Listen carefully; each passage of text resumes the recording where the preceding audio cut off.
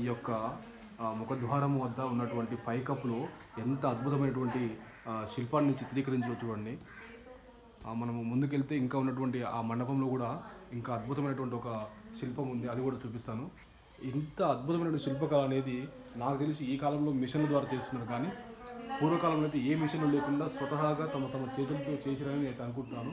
దానికోసం వాళ్ళు ఎంత శ్రమ కూర్చిరో ఒకసారి మనము మన మన ఊహాశక్తికి వదిలేసుకోవచ్చు. అక్కడ చూడండి, చిన్న చిన్నటువంటి ఒక దారాల లాగా ఎట్లా చేసారో చూడండి. అది కలశం, మన మన కలశం కలశం అది చూస్తే మనం ఒక కలశం పైన మూత, దాని చుట్టూ కంకణాలలాగా దారాలు పెట్టినటువంటి మనం ఆ స్థితిని మనం చూడొచ్చు. పైన చూడండి ఒక చిన్న ముఖము పైన,